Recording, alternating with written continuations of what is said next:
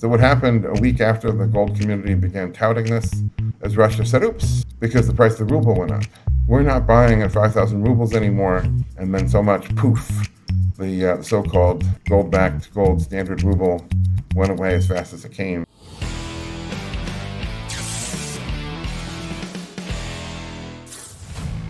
Please join us for our next live stream Sunday, April 24th at 9 p.m. Eastern. We'll go over current events, past guests, and of course, gold and silver news. Once again, our next live stream will be Sunday, April 24th, 9 p.m. Eastern. See you then. Hello again, everyone, and welcome to another edition of Silver Bullion Television, SBTV. I'm your host, Patrick Vieira. Keith Weiner, founder and CEO of Monetary Metals, joins us today. Monetary Metals is an investment firm that is unlocking the productivity of gold, and Keith believes gold should once again serve to finance productive enterprises and extinguish debts.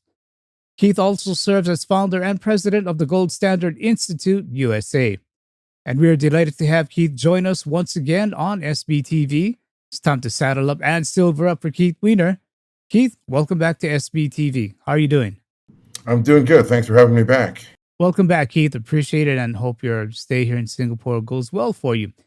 Keith, you were working to get Arizona to recognize gold and silver as legal tender. Can you tell us how the process went and what exactly are the benefits of a state recognizing gold and silver as legal tender? So actually, Arizona fell a bit shy of that particular goal. So it was a 5-year, for me, it was a 5-year process of testifying before various House and Senate committees, writing various documents for other legislators individually, meetings, writing to a couple of different governors, and then every year, or 4 years out of 5, the bill passed on a strictly party lines vote. In other words, all the Republicans voted aye, all the Democrats voted nay, and it was vetoed 3 times by 2 different Republican governors against a strict party lines vote in favor of his own party. So every year, the Senator Farnsworth and Representative Fincham, worked to reintroduce the bill, and every year they reduced what the bill was doing just a little bit to try to find something that the governor wouldn't veto, something he wouldn't object to. And on the 5th year, finally, that happened. Ron Paul came to town, so I had a chance to meet him and chat with him, not just for a public photo op, which I did, but also kind of a private meeting. And he's sharp and has a firm handshake and is just amazingly physically fit for somebody in his 80s. And anyways, he gave a talk, and then it passed. This is a couple of years back now, but it finally passed. But what they did was they repealed the capital gains tax on gold and silver is basically what it did. So, in the U.S., so in Singapore, I understand there's no tax on capital gains. But in the U.S., both at the federal level and then most states, if you buy something at $1 and sell it for $2, you have a $1 gain. And they tax you on that gain. And so now in the state of Arizona, they don't tax you on that gain if that gain is in gold or silver, which is a good step. But it's a bit shy of any kind of recognition of gold being money or any of the other more lofty ambitions that the bill had, 5 years earlier. Keith, as president of the Gold Standard League, is it difficult to get states on board with gold and silver as legal tender? Yeah, it is. And I think the root of the issue is there's very little voter enthusiasm for it. There's almost no voter opposition. So in all the years that I was testifying before both House and Senate committees, and some years both, some years only one, there's always an open process where members of the public are allowed to come in and testify. And I never saw anybody from the public testifying against it. The only testimony against it would be like the state tax office, where they're like, hey, we're not equipped as the people want to pay their taxes in gold. Like, we don't have a gold counter. We don't have the tools. We don't have the vaults. Like, don't make us take gold in payment of taxes. So like they were objecting on technical grounds, and it would cost us $100,000 to get set up, or whatever, that kind of thing. But the public didn't really object to it. But the public isn't really demanding it either. So if there's no voter demand for it, then any politician who pushes it is essentially promoting his own hobby horse and burning real political capital to do so. And I think most politicians do the calculation and say, why should I bother? My voters don't care about it. Even if they do, the voters don't care about it. So why should I care? So yeah, it's real tough. I mean, a number of states have done it, and there's some groups, um, the Sound Money Defense League, I have to note in particular, the United Precious Metals Association in particular, that have done a lot of work in promoting, particularly the more conservative, Rocky Mountain states. A number of states have done something to recognize gold, but yeah, it's been an uphill battle. All right. Thanks for sharing that experience. Keith, you are one pretty active guy on Twitter. So I do hope people out there will go to at real Keith Weiner over on Twitter. Now, you've had quite a few comments on just what money is. So, in your view, can you let the viewers know what is money? So, first of all, money has to be a commodity. It has to be a physical, tangible thing. And I use the analogy of, you're with the other kids in the school playground and you're playing marbles in the sandbox. There's a point at which you don't feel happy about it anymore. Other kids are bullying you, whatever. You don't like the terms. You have to be able to take your marbles and leave the sandbox. And obviously, when it comes to money, if you don't like the interest rate, if you don't like the soundness of the banking system, you have to be able to withdraw your money and take it home. And so, what in the United States, what President Roosevelt did in 1933 was he made that impossible. After 1933, to hold a money balance, as they call it, um, you have to be a creditor. And you have very limited choice of who the counterparty is. You can be a creditor to a bank. That's what a bank deposit is. You can hold a Federal Reserve note, be a credit to the Fed, who lends to the government and to the banks. Or you can buy a Treasury bond and be a creditor to the Treasury. And of course, it's a highly circular system, and all these parties are in collusion with one another in various ways.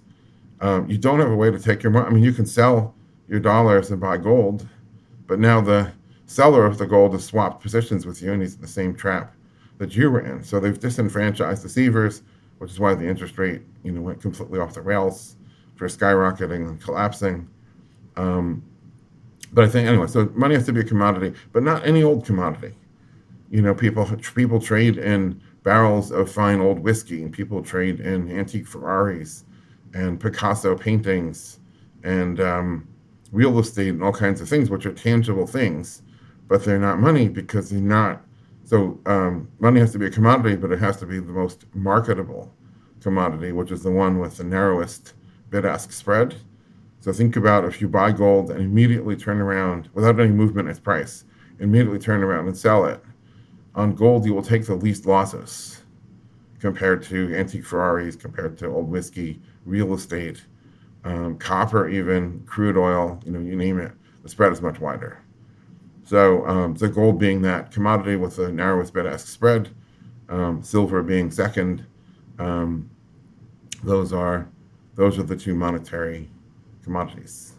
Keith, in line with money, more and more voices are becoming louder and louder. And these are influential voices that the US dollar, or money, so to speak, is starting to be rejected, not wanted. Why the US dollar rejection, and what can the US do to put that de dollarization genie back in the bottle? So I part with most of my gold colleagues, and I don't necessarily agree that there's a de-dollarization going on. Um, and I have to preface my remarks by saying everything I'm about to describe is perverse. It isn't good. It isn't good for America. It isn't good for the world. It isn't in any way a defense of the dollar, which is failing. It's just not failing in the way that I think a lot of people that assume that it is. Um, so, number one, all the other currencies are dollar derivatives. That is, they actually depend on the dollar in the way that a call option on Apple depends on Apple. So any discussion of de-Appleization and people are going to buy the call options instead of the shares, it's not even mechanically possible. It doesn't even make sense, like from in terms of physics. Is the first time people say the dollar is the least dirty shirt, in the laundromat, which is true, I guess, in that as much as the U.S. government abuses its credit, I think generally less than most other countries abuse theirs. Um, but the other currencies are dollar derivatives, number one. Number two, the dollar is by far the most marketable, not commodity, but credit. It's the most marketable credit. It's recognized internationally. And it isn't so much for me about whether the dollar is used as the actual means of remittance of a payment. So I wrote an article recently where I said, suppose some kid, I don't know if this happens in Singapore, but in the US, this is a pretty common thing. Some kid comes up to you if your grass is getting a little long in the front lawn and says, I'll offer to mow your lawn for you. And then you always have to say, okay, well, how much do you want, kid? And so suppose this kid says, I want one box of ice cream sandwiches. Now, is the ice cream sandwich or the box of ice cream sandwiches now any kind of unit for purposes of economic calculation? No, it is not. Basically, you have to figure out. So you take out your phone and you Google and find out what is the cost of a box of ice cream sandwiches. Then you find out, as I did, because I haven't bought one of these things, since my mom bought it for me when I was 12. It's about $8 for a box of 16. Okay, so the kid is asking for $8, which is roughly minimum wage, and assuming it takes him 1 hour to cut your lawn, he's asking to be paid minimum wage. Okay, seems fair. So you do it, and then you have to go to the store to buy the ice cream sandwiches for him, which you do. And then you think, what was the purpose of this? I mean, is he de-dollarizing? I mean, what is really going on here? Is the unit of account no longer going to be the dollar? We're now going to perform profit and loss statements in ice cream sandwiches? No. What he's doing is he's kind of cunning. He's a smart kid. His parents probably don't want him to eat 16 ice cream sandwiches. They're not going to buy the ice cream sandwiches for him, even if he's earned the money by mowing lawns. So he, of course, isn't old enough to get a car and drive to the store himself, so he has figured out a way to, I wouldn't say con, but manipulate you into doing that chore for him. So you pay him the $8, but he wants the $8 in the form of the ice cream sandwiches, which his parents don't want him to eat, but he wants to eat. And so I see that as an analogy to Russia saying pay us rubles, being sort of mostly locked out of the global payment system. So they're saying pay us rubles. It doesn't really matter whether you pay dollars and they buy the rubles, or whether you buy the rubles and then pay the rubles. It doesn't really matter whether you pay the kid $8 and he goes to the store and buys the ice cream sandwiches, or whether you pay the store $8 and give him the ice cream sandwiches. It's still an $8 transaction. So that's my argument. But Keith, with the let's say the dollar weaponization and the swift weaponization, are we seeing that the acquisition of commodities, which you touched on, are perhaps having a more stronger influence than traditional national alliances? And part of this acquisition of commodities are nations needing energy. So I'd like to ask, in your view, are we going to see a realignment of the pieces on this global chessboard? Well, for sure, sort of outside the monetary area, every country has to look at this from the perspective of their own energy needs. And I'm sure there's a lot of countries that, take Israel for an example, that probably have no love for Russia, but have been extremely reluctant to want to get on the sanctions bandwagon. And I have to imagine that calculus is driven a lot by their concern about either energy or other commodities, potash, that come from Russia that they depend on. And if they don't get them, then horrific things may happen to their internal economies. Absolutely, yes. But in terms of monetary standard, I do not see, number one, anybody wanting to become a creditor to lend to Putin in Russia under any circumstances. So in terms of the willingness, it's one thing, again, to buy the rubles in the millisecond before you remit them. Because, of course, the currency markets are, for the ruble, a lot less so now than it was. But, an instantaneous transaction to go buy the rubles in the millisecond before you remit the payment. The real question, and this is what reserve currency is about, what currency do you choose to hold on the balance sheet? And for that matter, what currency is also on the liabilities column on your balance sheet? It's the dollar on both columns. They have both assets in dollars and liabilities in dollars. And I don't see anybody changing that anytime soon. And again, this is a very perverse thing. Everybody's locked into this perverse system. It's like a game theory, one of those bizarre game theory things where nobody particularly likes where they're at. I travel a lot around the world. I can't really say in other countries that people love what the dollar is doing to them. I mean, it's quite the opposite. But everybody's kind of locked in position by the perverse rules that define the system, and nobody's in a position to, to really change it. And the analogy that I use is, imagine going to your boss and saying, "Hey, you currently pay me $50,000 a year. I want to fix my wage, not just have you pay me the gold of whatever amount of gold I can get from my paycheck at the time of the gold price at the time you pay my paycheck. So every week your amount of gold would be up and down. No. I want you to fix that at 26 ounces a year, and I want a little over 2 ounces a month in gold, and I want a fixed contract for, I don't know, 5 years." If you try to demand that of your employer is going to say, "There's the door." You can't do that, and he's not in a position to offer it anyways. And that's kind of getting out of the dollar. You're getting out of the dollar system. Everybody might like to, but nobody really has the power to demand that of the counterparty because of the way the world is wired. If you're enjoying this interview with Keith Weiner, founder and CEO of Monetary Metals and I, please consider subscribing to our YouTube channel and giving us a thumbs up to let the algos know you want more content like this. And if you want to learn more about systemic wealth protection, please do visit us at www.silverbullion.com.sg. Okay, so Keith, sort of in line with this, there was chatter about Russia looking at so-called backing the ruble with gold. When you heard this, what were your thoughts on it? My first thought was skepticism, oh really? And then as I read the articles, so they said the Russian central bank would buy gold from the Russian commercial banks at 5,000 rubles per gram. Which at the time was significantly below the market price. So I said, okay, first question is this essentially stealing from the banks? I mean, if you have a car that's worth $10,000 and I pass a law that you have to sell it to me for $9,000, am I doing you any favor? No, I'm stealing $1,000 of value from you.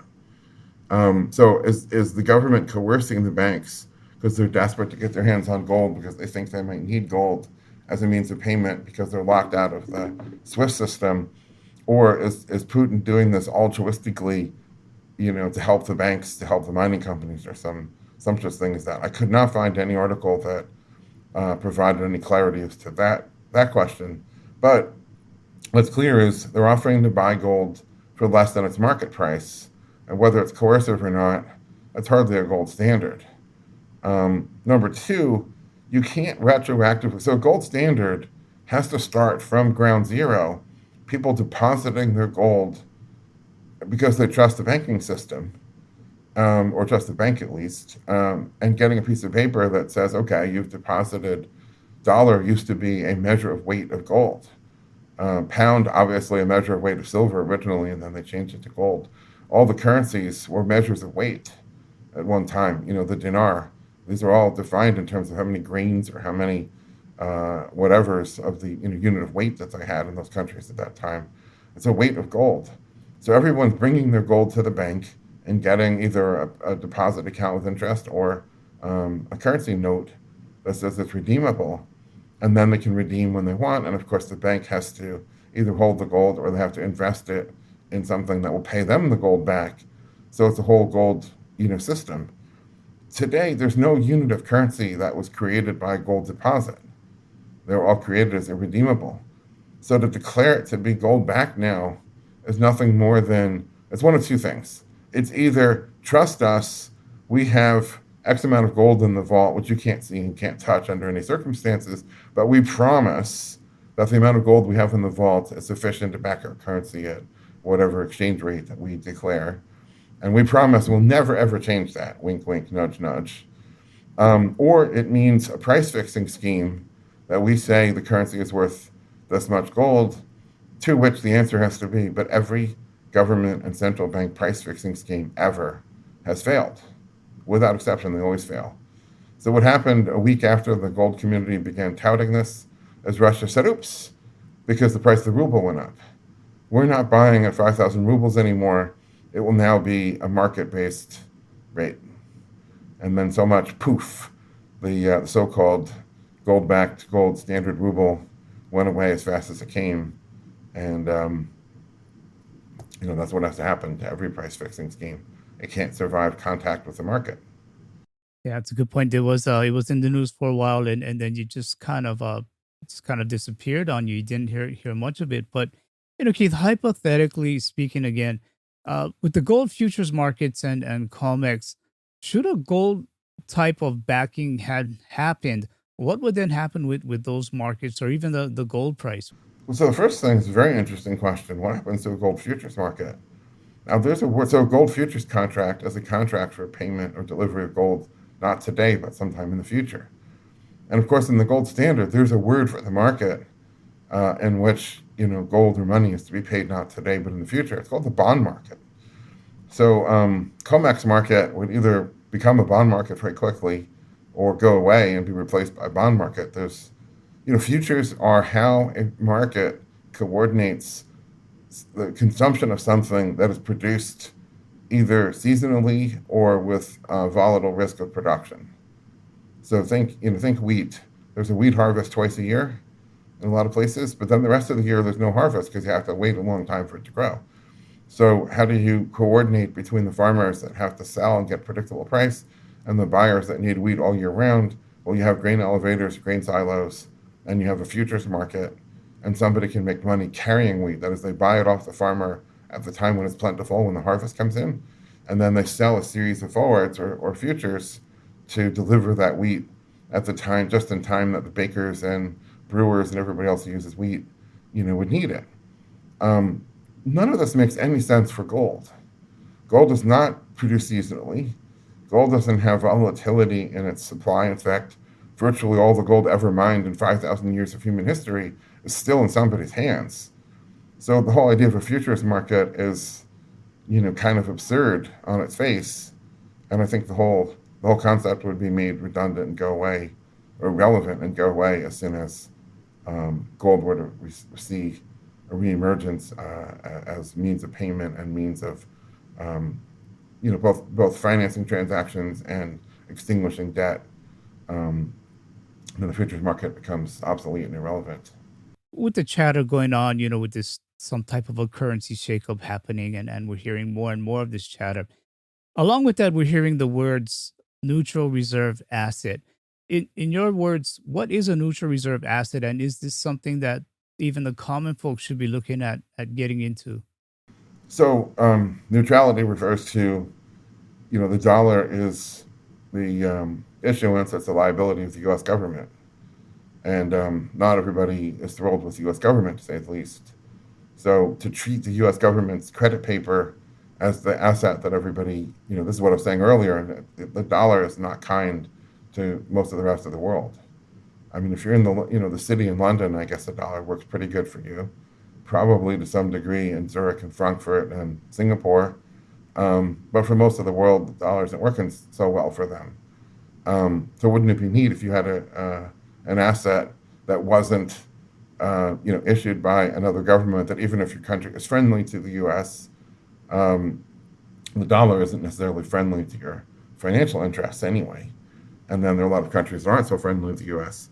And ironically, the emergence of the gold standard in the 19th century was not because everybody agreed, but rather because the fractious, ever at war with each other powers in Europe couldn't agree on anything else.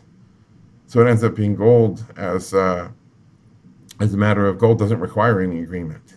If you hand somebody gold, gold is universally recognized, universally valued, and there's no further questions. I mean, assuming the gold is real, which is easy enough to detect, then there's no further questions. There's a smile and a handshake and thank you, and we'll do business again, even if it's your enemy. Gold is gold. Anything else, you try to create some international monetary fund, which, by the way, is a creation of the current system and dominated by the U.S., of course, like a lot of other things. And the IMF is going to create some alleged basket, some strategic drawing rights based on trade weighted or reserve weighted or whatever. It's going to be dollar denominated. The dollar is going to be well over 50%, and maybe a bigger majority than that, depending on what measure they use. And of course, very political.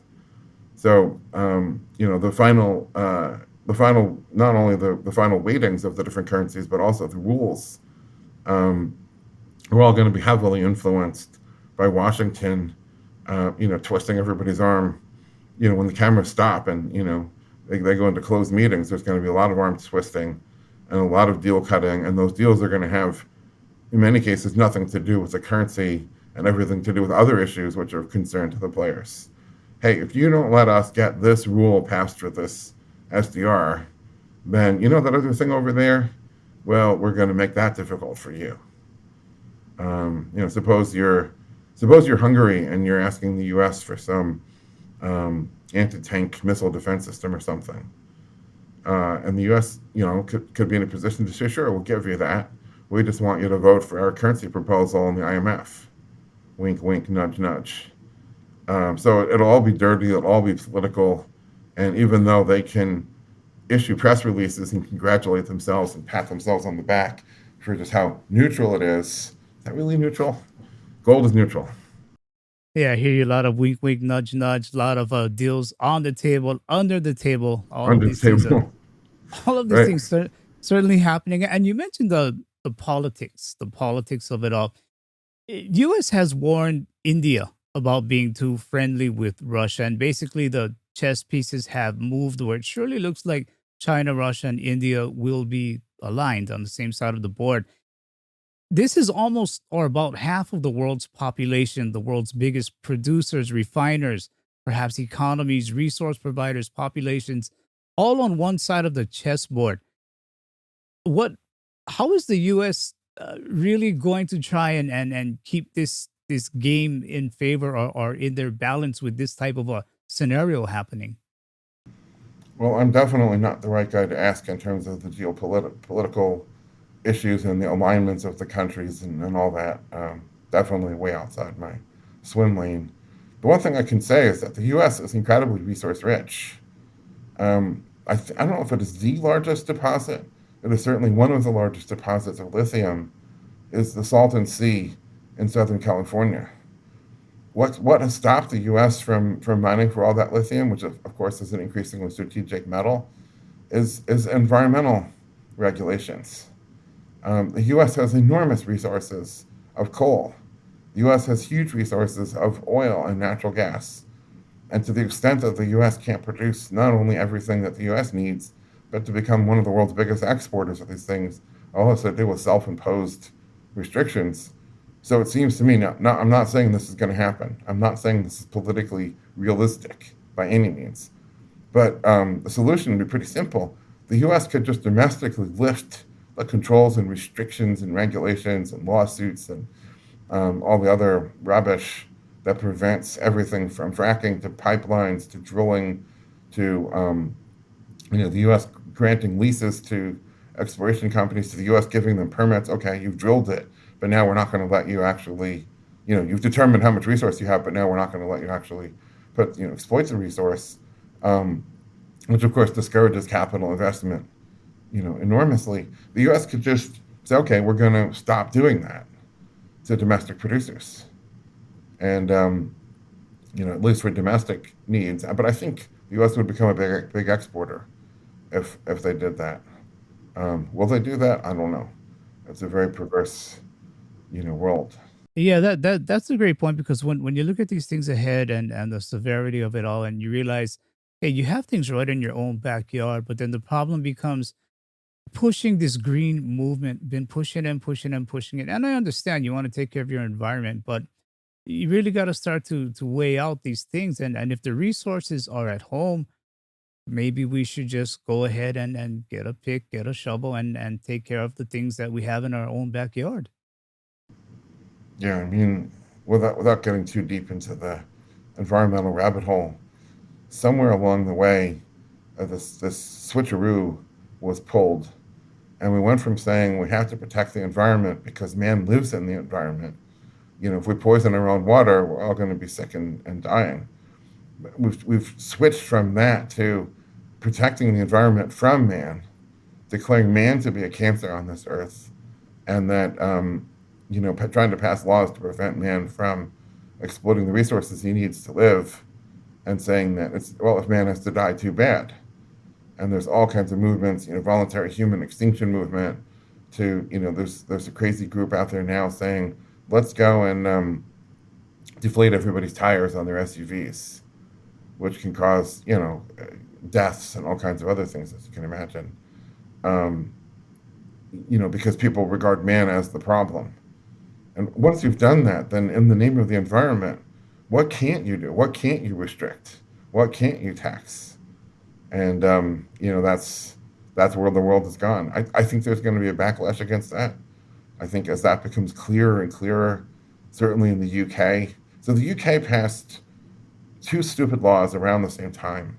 And I don't have the exact timing, but one law prohibits domestic hydrofracking for natural gas, which basically prohibits domestic production of natural gas in the UK. So the UK has, I don't know how significant, but they have domestic natural gas that they are now prohibited by their own law from exploiting.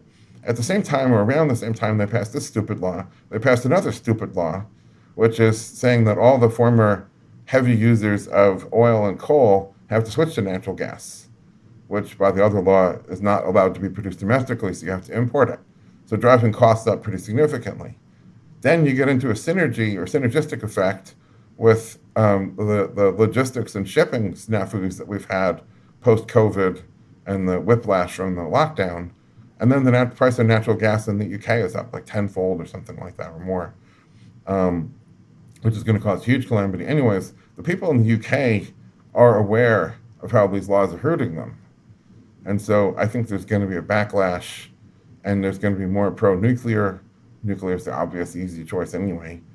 And probably more reception to oil and coal, as well. The UK has coal resource. I don't know about oil. Actually, I think they have oil as well, but I know they have coal resources. So, if they allow domestic production and consumption of those things, then that will alleviate their, crisis to some degree. So I think a lot of countries have that, flexibility. And then, of course, that reduces demand for the commodities coming from places like Russia. So those places that don't have domestic resources will find a softer market in which to acquire them. So Singapore, there's no resources here. You got to buy them from somewhere. But if everyone around the world is bidding those resources up, it's one thing. If the U.S. says instead of being an importer, we'll be an exporter of energy, it would be a heck of a lot easier for Singapore to buy the energy. Yeah. Okay. Since we touched the fringes of YouTube censoring us, let's get back to something a bit safer here. Keith, with CBDCs on their way, central bank digital currencies, any chance, in your opinion, that perhaps they may be backed by a percentage of gold? I don't think so, and for the same reason that I said earlier, that would require a gold deposit, which they neither have nor want. So I wrote an article and said, I think the title was "The Fed Coin is Coming," talking about the U.S. Fed and issuing a digital currency. And I see two drivers for it. And sure, a digital currency allows them to track all of your financial moves and potentially, to talk about censorship, to decide you're not going to be allowed to buy that because we don't like your political views anymore. I'm sure that would please them to no end. But the real drivers are two.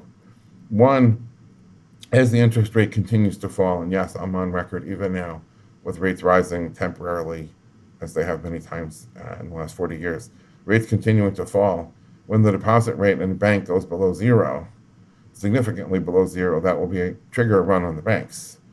So they're going to have to take away paper cash, which you can't control, it has a zero yield, and then force everybody to use digital cash, and then you can impose the same negative interest rate on the digital cash that you have in the banks, so there's nowhere to run and nowhere to hide.